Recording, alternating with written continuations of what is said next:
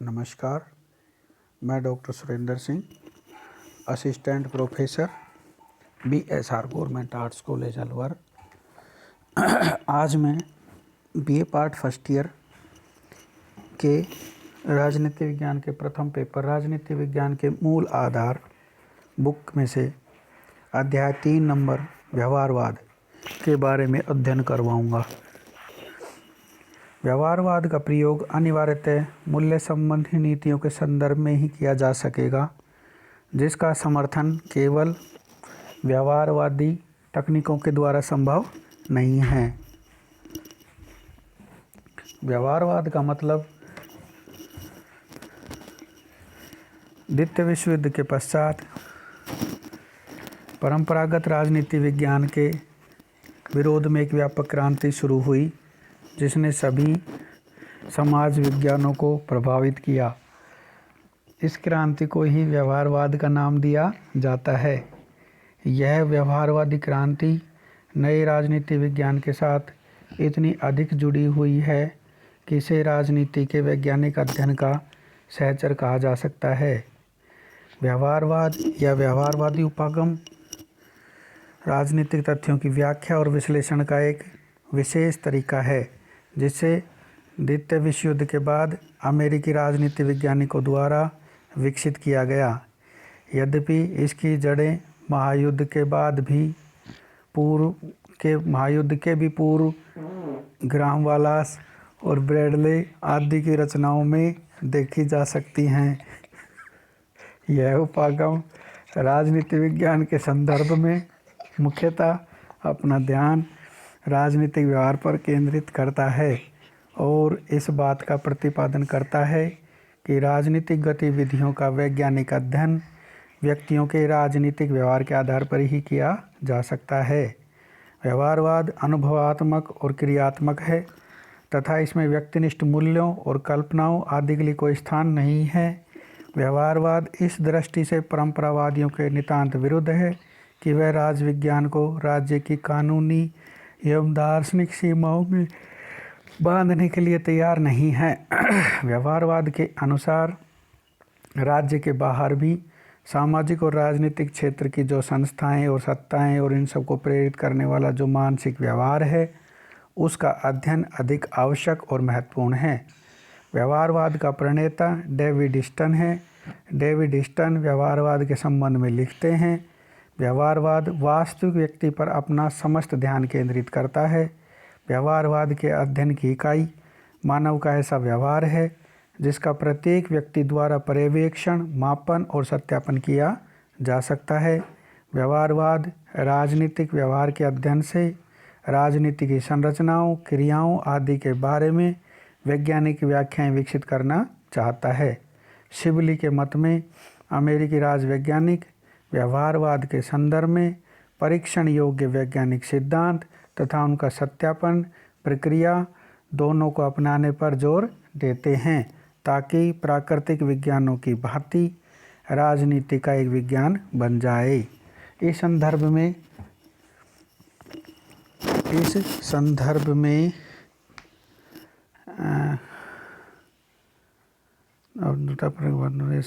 उनकी दृढ़ धारणा है कि अवधारणाएं, पद्धतियाँ, सिद्धांत आदि सभी कुछ प्राकृतिक विज्ञानों के स्तर पर लाए जा सकते हैं। इसका मुख्य प्रयोजन यह है कि राजनीतिक परिप्रेक्ष्य में व्यक्ति के व्यवहार की समग्रता का अध्ययन हो।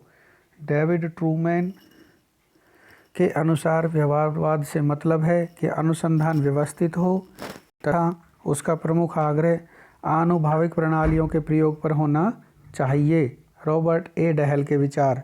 व्यवहारवाद का अर्थ अधिक स्पष्टता और व्यापकता के साथ रॉबर्ट ए डहल ने स्पष्ट किया है। इस प्रसंग में उनकी विवेचना इस प्रकार है। नंबर 1, यह राजनीति विज्ञान के अंतर्गत एक ऐसा विरोध आंदोलन है जिससे अनेक ऐसे राजवैज्ञानिक, विशेषकर अमेरिकी संबंध हैं जो परंपरागत राजनीति विज्ञान से असंतुष्ट हैं। यह परंपरागत राजनीति विज्ञान के विभिन्न उपागमों जैसे ऐतिहासिक, दार्शनिक, विवरणात्मक, संस्थात्मक आदि के विरुद्ध एक प्रतिक्रिया है। नंबर 2, व्यवहारवादी राजवैज्ञानिक यह मानते हैं कि कतिपय नवीन पद्धतियों एवं उपागमों का विकास किया जा सकता है जिसकी सहायता से राजविज्ञान में आनुभाविक प्रस्थापनाओं और कुछ सीमा तक व्यवस्थित सिद्धांत का विकास संभव है। नंबर 3, यह एक ऐसा आंदोलन है जिसका उद्देश्य राजनीतिक अध्ययन को आधुनिक मनोवैज्ञानिक, समाजशास्त्र और अर्थशास्त्र में विकसित सिद्धांतों, पद्धतियों, खोजों और दृष्टिकोणों के निकट संपर्क में लाना है। नंबर 4, यह एक ऐसा प्रयत्न है जो राजनीति विज्ञान के आनुभाविक तथ्यों को अधिक वैज्ञानिकता प्रदान करता है। नंबर 5, इसका उद्देश्य प्रशासन संबंधी सभी घटनाओं को मनुष्यों के एक ऐसे व्यवहार के रूप में प्रस्तुत करना है जिसका पर्यवेक्षण कर लिया गया हो अथवा जिसका पर्यवेक्षण किया जा सकता हो। नंबर 6, व्यवहारवाद विषय के आनुभाविक तत्वों को अधिक वैज्ञानिक बनाने का प्रयत्न है। यह ऐसा उपागम है जिसका उद्देश्य राजनीतिक जीवन के आनुभविक पक्ष को ऐसी प्रणालियों, सिद्धांतों और कसौटियों के द्वारा जो आधुनिक आनुभविक विज्ञान के अधिनियमों, अभिसमयों और अभिग्रहों को पूरा करती हो स्पष्ट करना है। व्यवहारवाद एक ऐसा उपागम है जिसका उद्देश्य राजनीतिक जीवन के आनुभाविक पक्ष को ऐसी प्रणालियों, सिद्धांतों और कसौटियों के द्वारा जो आधुनिक आनुभाविक विज्ञान के अधिनियमों, अभिसमयों और अभिग्रहों को पूरा करती हो स्पष्ट करना है।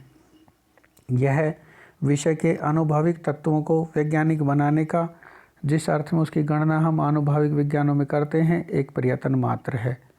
संक्षेप में, व्यवहारवाद एक ऐसा दृष्टिकोण है जिसका लक्ष्य विश्लेषण की नई इकाइयों, नई पद्धतियों, नई तकनीकों, नई तथ्यों और एक व्यवस्थित सिद्धांत के विकास को प्राप्त करना है।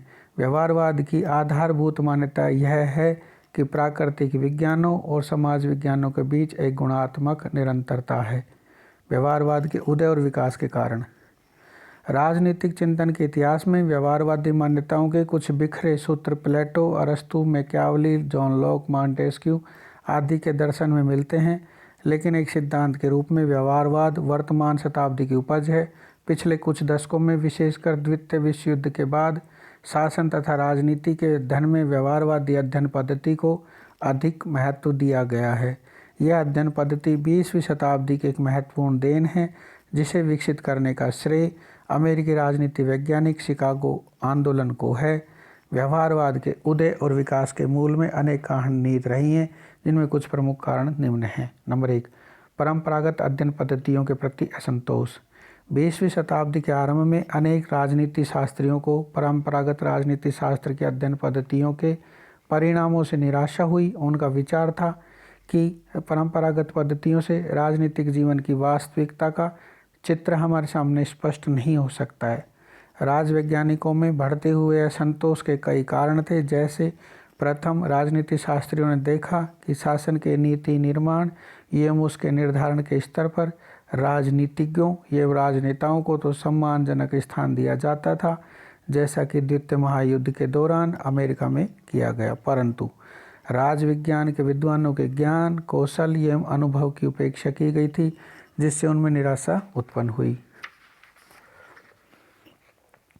द्वितीय, राजवैज्ञानिकों ने यह अनुभव किया कि उनके अध्ययन विषय में सैद्धांतिक पक्ष के विवेचन अध्ययन पर ही बल दिया जा रहा था, जो पर्याप्त एवं विश्वसनीय नहीं हो सकता।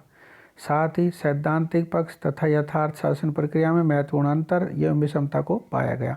तीसरी बात, 2 महायुद्धों के बीच के काल में फांसीवाद, नाजीवाद, प्रजातिवाद, एकाधिकारी प्रवृत्तियों के उदय, विकास एवं लोकप्रियता के कारणों के विश्वसनीय तर्क तथा निदान परंपरागत प्रवृत्ति में संभव नहीं थे।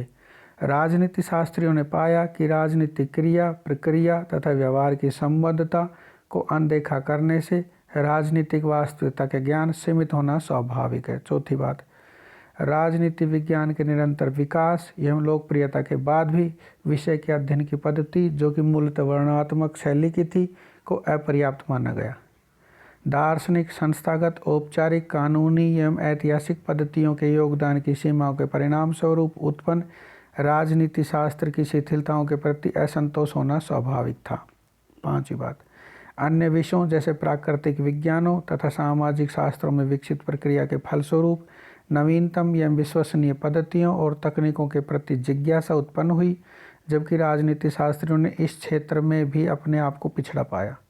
इस संदर्भ में यह उचित माना गया कि अंतर विषय का आदान प्रदान की निरंतरता राजनीति शास्त्र के अस्तित्व संरक्षण एवं विकास हेतु आवश्यक है। व्यवहारवाद के उदय और विकास के लिए यह एक आवश्यक कदम सिद्ध हुआ। छठी बात, द्वितीय विश्व युद्ध के बाद जो स्थिति और वातावरण विशेष रूप से अमेरिका में था, उसमें राजनीतिक वैज्ञानिकों ने पाया कि पश्चिमी व्यवस्थाओं एवं वातावरण में किए गए अध्ययन शोध के निष्कर्ष एवं पद्धतियाँ केवल सीमित क्षेत्रीय और राष्ट्रीय वातावरण में ही उपयोगी सिद्ध हो सकते हैं, किंतु एशिया, अफ्रीका और लैटिन अमेरिका में नव स्वतंत्र और पिछड़े देशों की कई समस्याएं, क्रियाएं, चुनौतियों का अध्ययन परंपरागत पद्धतियों द्वारा करने पर अध्ययन से वास्तविक स्थिति का ज्ञान संभव नहीं है और न ही राजनीतिक कार्य एवं व्यवहार की अंतरंग स्थिति को प्रमाणित स्तर पर समझा जा सकता है। अतः इस संबंध में राजनीति शास्त्रियों की यह धारणा हो रही थी कि पश्चिमी संदर्भ में निश्चित निर्धारित अवधारणाओं को नवोदित राजनीतिक व्यवस्थाओं पर आरोपित किया गया, जो उसके निष्कर्ष विश्वसनीय नहीं होंगे। असंतोष के इन्हीं कारणों परिणाम स्वरूप व्यवहारवादी आग्रह के अंतर्गत अंतर सांस्कृतिक अंतर्राष्ट्रीय संदर्भ में राजनीतिक क्रिया एवं व्यवहार के अध्ययन को उपयोगी माना गया। अन्य सामाजिक विज्ञानों से प्रेरणा ली गई और नवीन तरीकों और उपकरणों प्रयोग को प्रोत्साहन मिला। तीसरी बात, द्वितीय विश्व युद्ध का भी इस पर प्रभाव पड़ा। व्यवहारवाद को इससे गति मिली। युद्धकालीन घटनाओं ने राजनीति शास्त्रियों ने बात बैठा दी कि राजनीतिक जीवन की जटिलताओं को पूरी तरह समझने के लिए संस्थाओं और संरचनाओं के अध्ययन की सीमा से आगे बढ़कर उनकी क्रियाओं का अध्ययन करना होगा।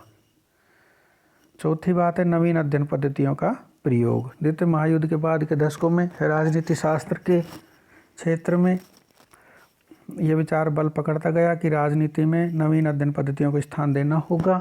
परीक्षण उपकरणों, सर्वेक्षण पद्धतियों, सांख्यिकी विश्लेषणों, गणितीय प्रारूपों को अपनाना होगा। व्यवहारवाद का विकास। व्यवहारवाद का ऐतिहासिक विकास संयुक्त राज्य विज्ञान के यथार्थवादी एवं अनुभववादी अध्ययनों के साथ जुड़ा हुआ है। इसका आरंभ 1908 में ग्राम वालास की ह्यूमन नेचर इन पॉलिटिक्स और बेंटले की द प्रोसेस ऑफ गवर्नमेंट पुस्तकों से हुआ। वालास ने राजनीतिक अध्ययनकर्ताओं द्वारा संस्थाओं का विश्लेषण करने और मानव का विश्लेषण करने से बचने की प्रवृत्ति के प्रति असंतोष व्यक्त किया। स्पष्टता ही अनुभववादी या व्यवहारवादी अध्ययन को अपनाने के लिए एक आग्रह था। इसके बाद 1925 में चार्ल्स मैरियम की रचना न्यू एस्पेक्ट ऑफ पॉलिटिक्स को व्यवहारवाद की दिशा में एक महत्वपूर्ण चरण कहा जा सकता है। अमेरिका में मैरियम की प्रेरणा से यथार्थवादी और परिमाणात्मक अध्ययन किए गए और सुप्रसिद्ध शिकागो संप्रदाय व्यवहारवाद का प्रमुख गढ़ बन गया। नव स्थापित पॉलिटिकल साइंस एसोसिएशन और सोशल साइंस रिसर्च काउंसिल तथा फोर्ड, कार्नेगी और रॉकफेलर जैसी निजी संस्थाओं ने इसे सहायता और शक्ति मिली और व्यवहारिक दृष्टिकोण सर्वव्यापक हो गया। अब अमेरिका में व्यवहारवाद एक बौद्धिक प्रवृत्ति के रूप में एक प्रभावशाली आंदोलन का रूप धारण कर चुका है। इस विचारधारा का प्रतिपादन करने वाले अनेक शोध पत्र प्रकाशित होते हैं, जैसे public opinion, quarterly world politics, American behavioural science और बिहेवियर साइंस आदि। कहा कि वहाँ की सामाजिक विज्ञान शोध समिति ने राजनीति, व्यवहार और तुलनात्मक राजनीति पर 2 समितियों का गठन किया। इस अब सभी प्रमुख राजनीति विज्ञान ईस्टन, लावेल, कोलमैन, हिंजुलियाउ, डाइस, सेल्स, पॉवेल आदि अपना चुके हैं। धन्यवाद।